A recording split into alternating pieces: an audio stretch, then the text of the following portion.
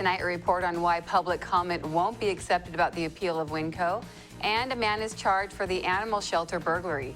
What's happening in sports, Bob?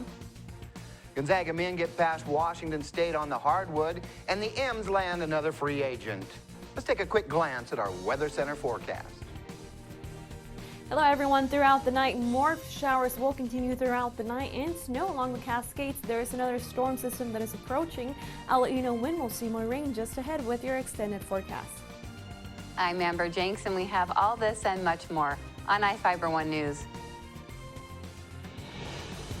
From the iFIBER 1 HD studio here in the heart of the Columbia Basin, this is iFIBER 1 News, your #1 source for local news, sports headlines, and our very own Weather Center forecast covering the entire Columbia Basin. This is iFIBER 1 News, and it starts now.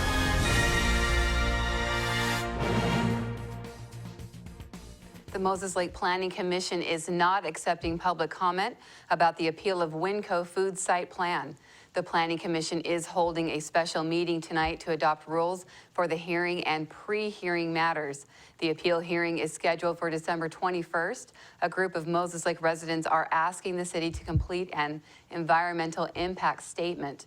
The group, called A Stronger Moses Lake, is concerned the store is going to make traffic worse on Stratford Road.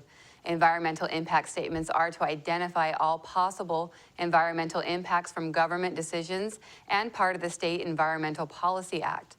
City officials stated the public can attend the meetings, but only the people involved in the appeal are going to be able to testify.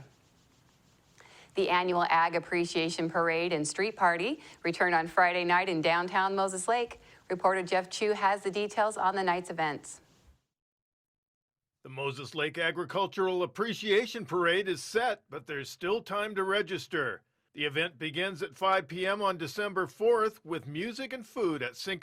Square and ends with a parade on 3rd Avenue. It pays tribute to Moses Lake's agricultural heritage. The parade features farm equipment, fire trucks, floats, horses, and candy for the kids. A street party featuring many local organizations offers more family activities. Moses Lake Business Association Executive Director Jasmine de Beaumont calls the event a holiday tradition for Moses Lake and downtown. Downtown merchants are open for the evening's festivities. The event is sponsored by Confluence Health of Moses Lake and BBSI Business Management Solutions. Moses Lake Business Association is accepting parade entries and sponsorships for the event. The deadline is Wednesday. Forms are available online at mlbcares.org. Sponsorships are needed to help pay for the event. For more information, call 509-764-1754 or 509-770-1700. I'm Jeff Chu for iFIBER 1 News. People can help support the victims affected by wildfires in the Methau and Okanagan communities at a fundraiser on Saturday. The event is from 6:30 p.m. to midnight at Million Air at the Grant County International Airport main terminal building. It offers food, drinks, raffle, and live music from the Dime Store Prophets and the Wolfpack. State Representative Tom Dent is the featured speaker and will discuss ways to help fire victims and what the state is doing to improve the health of forests and prevent wildfires. Tickets purchased before Saturday are $30 per person or 2 tickets for $50. Tickets are available at the door for $40 per person or $75 for 2. People can buy tickets at Million Air at the airport. Funds raised go to the Carlton Complex Assistance Network. For more information or to donate raffle items, people are asked to call 509-762-2222. Shoe prints left in the snow reportedly helped police identify 3 burglary suspects in Moses Lake. Police were called to the 8500 block on Vince Road Northeast after a back door was kicked in at a home and about $75 and 2 cameras were stolen. According to Moses Lake police, officers reportedly found shoe prints in the snow around the home. 3 juveniles, ages 15, 16, and 17, were later contacted by police in the area and were reportedly wearing shoes matching the suspect's shoe prints. At least 1 suspect admitted to the burglary. The juveniles were arrested for residential burglary, trafficking stolen property, malicious mischief, and theft. Now we take a look at people being sought by law enforcement. This is Sheriff Tom Jones with the Grant County Sheriff's Office. Each of the people you see here have a warrant for their arrest. If you see any of these people, we ask you do not attempt to detain or apprehend them, but call us at 509-762-1160 or send us an email at crimetips@co.grant.wa.us. If the person is presenting a danger, call 911. With your help, we can bring these people to justice and make our community safer. We'll be back right after this.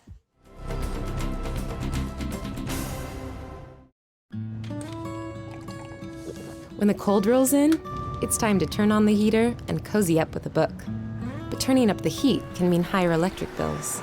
And for some families in tough times, that could mean choosing between a warm meal or a warm house. For decades, people like you have extended a hand to help local families in need pay those winter electric bills. Share the warmth this winter to help keep your neighbor warm by giving a little when you pay your Grant PUD bill.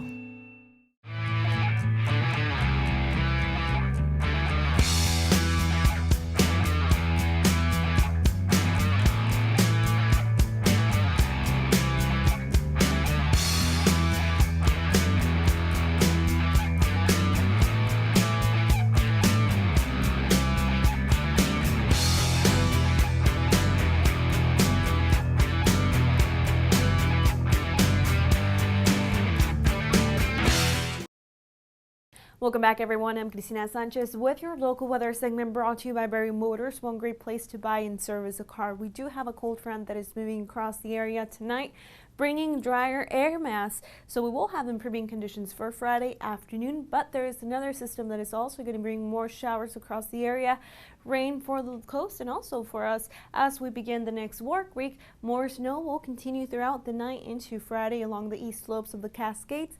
And once again, another system will be approaching for Saturday, bringing more rain along the coast. And for us, as we begin the next work week, will bring an increase in temperatures and also more showers across the region.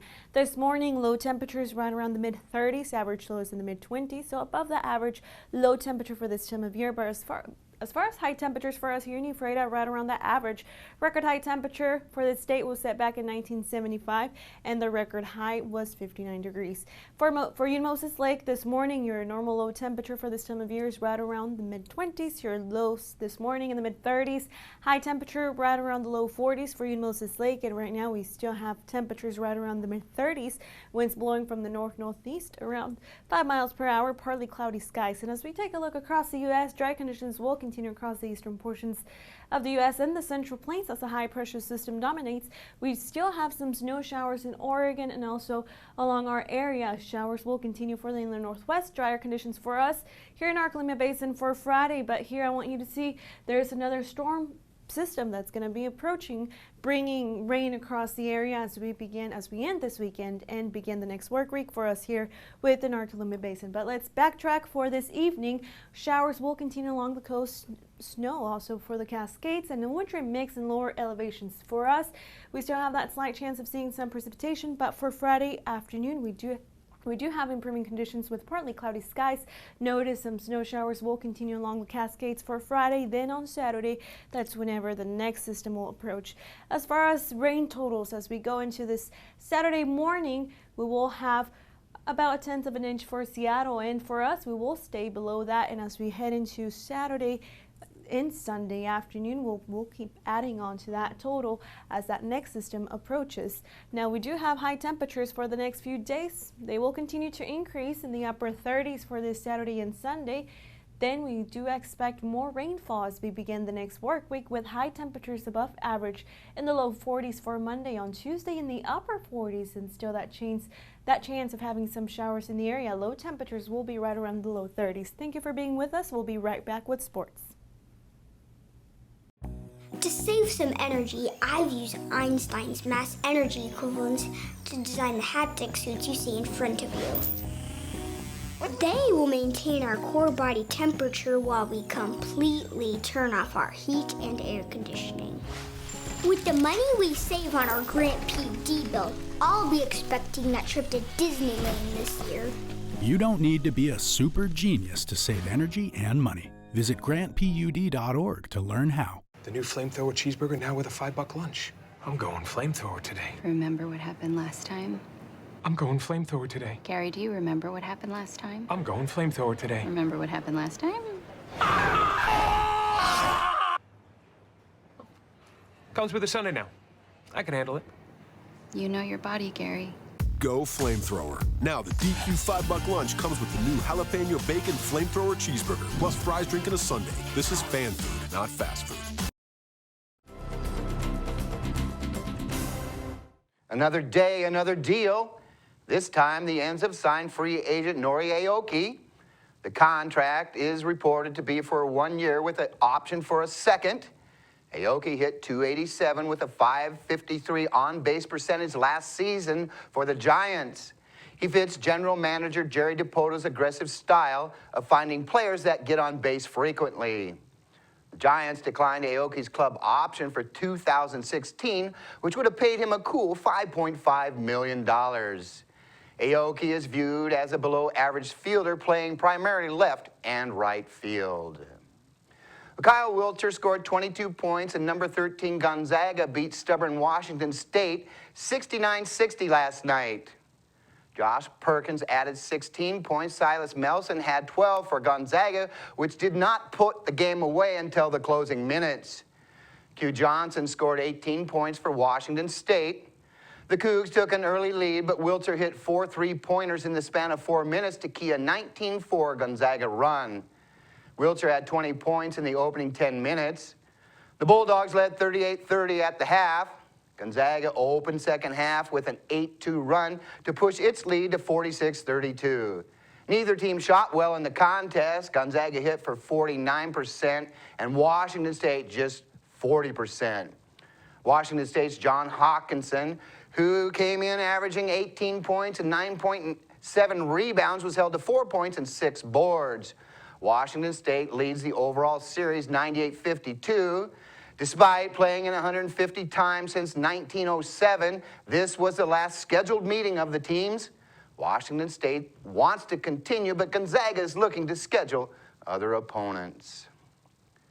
Washington's Steve Ettman was named top defensive tackle of the Pac-12's All-Century team. Washington State's Jason Hansen was named the top kicker. Former UW tackle Lincoln Kennedy, elected to the College Football Hall of Fame earlier this year, was also selected to the All-Century team. Ettman, a Cheney High School product, was a unanimous All-American for the Huskies in 1991. He finished 4th in the Heisman Trophy voting that season. Ettman went on to be the #1 overall pick in the 1992 NFL Draft. Hansen, a Spokane native, walked on at WSU in 1988. He was an All-American for the Cougars in 1989 and went on to play 21 seasons for the Detroit Lions. Well, be sure and tune in at 6 p.m. tonight for iFIBER Communications' live broadcast of Big Bend basketball. The Lady Vikings are looking to put back-to-back wins together when they host Whatcom College. We'll be back after this commercial break.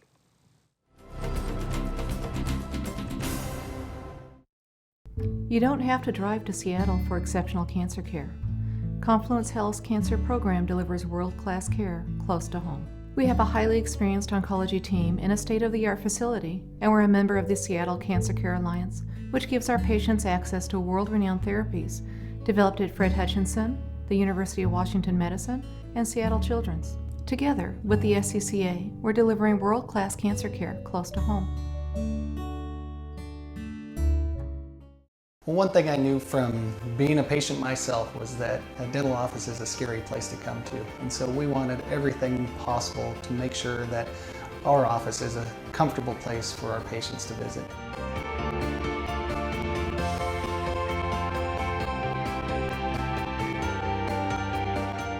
The patients that I have, my clients, have made me a part of this community, and we want to give back in every way possible.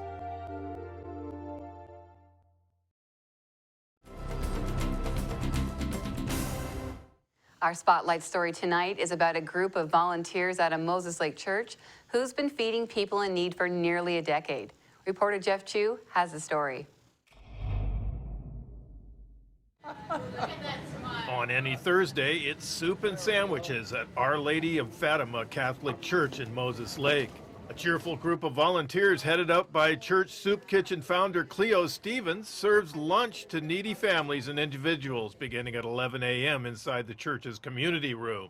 Volunteers cook the soup and build the sandwiches in the kitchen at the church off Grape Drive at Dale Road. Stevens discussed why she founded the church's soup kitchen 8 years ago, which today serves up to 100 people. Lonely people, and they come for the company, and they might sit here for the whole 2 hours, but they come for the company. And this is lunch out, you know. It's a free lunch, so it's lunch out, and we get a lot of regulars. They come all the time. They come every week, and they're poor, you know, granted, you know, but it's a place to come. It's warm, and they usually sit with all the same people all the time, and you know, it's just a little lunch out. Stevens said her inspiration was Mother Teresa, a Catholic nun who dedicated her life to helping the poor. Since the soup kitchen opened, it has evolved into something much more than a place to eat lunch once a week. Today there's a used clothing closet, a cupboard for non-perishable items donated by church members, plus free showers and haircuts. Volunteers serve the food, and Stevens said you don't have to be Catholic to volunteer. Bernice Cosper, a volunteer who helps run the clothing closet, explained how it works. We accept donations for clothes for the needy, and we separate them and then put them by department sizes. We have blankets, pillows,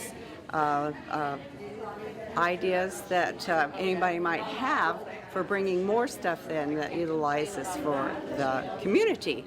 And right now we got a ton of donations for little kids, which is great. She said donations often come in. For example, a family recently donated 20 bags of clothing. Cosper explained who the clothing closet serves. Right now it's homeless, people that maybe have lost their job, on social services that doesn't cover the needs, and lots of times that can be shampoos, soaps, toiletries, things that they need till their next check. To donate to the soup kitchen or the clothing closet, contact the church at 509-765-6729. The church is now accepting donations for its giving tree, funds of which help keep the cupboard stocked. I'm Jeff Chu for iFIBER 1 News. We'll be right back after this.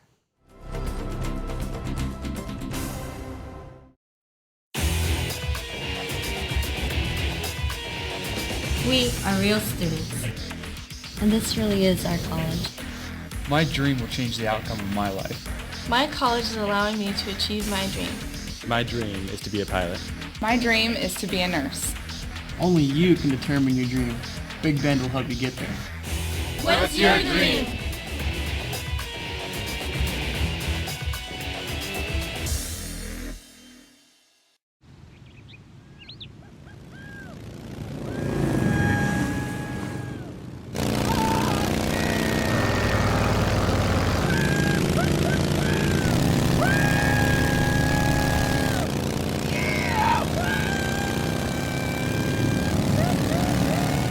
Experience speed like never before when you connect to Grant PUD's high-speed network. Visit grantpud.org to learn more.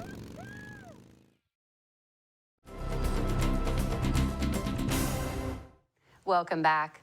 A man was reportedly trying to save his dog from being euthanized when he broke into the Grant County Animal Outreach. Prosecutors charged David Mayhack, a 49-year-old Moses Lake resident in Grant County Superior Court, with burglary in the second degree. Mayhack's dog, a German Shepherd and Collie mix, was scheduled to be euthanized after it attacked people. According to Moses Lake Police, the animal was placed in the shelter after it got out of its yard on June 13th and attacked a woman. After the dog was placed in the shelter, Mayhack allegedly told family members about a plan to break in, get his dog, and release the other dogs so people wouldn't know what animal was taken. He reportedly carried out the plan on the evening of October 18th. Mayhack allegedly cut the fence and broke into the main building through a vent. He allegedly released 20 dogs and took his dog from the shelter. Winterfest returns to Soap Lake on Saturday afternoon with an art show, Maskers theater performances, and Pictures with Santa. Reporter Jeff Chu has the details. Winterfest brings Santa Claus to town on Saturday in Soap Lake. At 3 p.m., a fire truck carries the Jolly Elf to the gazebo at Canna Street and Main Avenue, where Santa hears kids' Christmas wishes and gives them bags of candy. The candy is donated by Soap Lake Businessmen's Club. The event takes place following the Maskers Theater 2 p.m. performance of Christmas in the Land of Oz. Adults get in for $7 and children get in free with a donation to the Soap Lake Food Bank. The Winterfest Art Show and Sale runs from noon to 6 p.m. at City Hall, 239 2nd Avenue Southeast. An artist reception and awards ceremony takes place at 5 p.m. I'm Jeff Chu for iFIBER 1 News. The Lions Club of Moses Lake recently gave a donation of $1,000 to the Community Services of Moses Lake. The donation is to help Moses Lake Food Bank distribute food to people in need. President of the Lions Club of Moses Lake, Militia Cook, stated the club wants to help people during tough economic times. The Lions Club of Moses Lake fosters a spirit of interest, friendliness, and helpfulness among its members. The club is a nonprofit organization with ongoing projects such as scholarships and numerous other donations given to the local community. Such efforts are funded by the club's Space Burger booth at the Grant County Fairgrounds. In Northwest news, Santa Claus won't be making his rounds for several weeks, but for thieves, Christmas comes early. As you shop for gifts, they shop for opportunities to steal gifts and decorations. Como's Joe Moreno reports. Motion detector went off and Casey woke up. In the dead of night, Mike Tubbs dashed outside, but the decorations were already stolen off his doorstep. So we had this snowman light display sitting right here, hooked up to this garland here. His camera spotted two suspects who made off with his Christmas displays that had only been set up hours before. We had 3 large candy cane lights right behind here wrapping around this corner here, and some guy came off behind the tree here and stole those lights. Tom Bowen says his wife saw a delivery snatched from their doorstep this weekend. She came out and saw 2 women leaving with boxes, bags under their arms, and hoods up. The women got away, but crime prevention specialists say home deliveries don't have to be sitting ducks. Peter Rogerson says opt for tracking and delivery notification when available, and also just create a little area that the delivery person can put a package behind, say a potted plant or a little chair on the porch or whatever. Rogerson says neighbors can work out agreements to pick up each other's packages, followed by an email or note for the person who isn't home. We do. Tubbs says he watches out for his neighbors and sent his surveillance video to police. Hopefully we can catch them or deter them from doing it again. That's going to do it here for us at iFIBER 1 News. We want to thank you for watching, and we'll see you again tomorrow.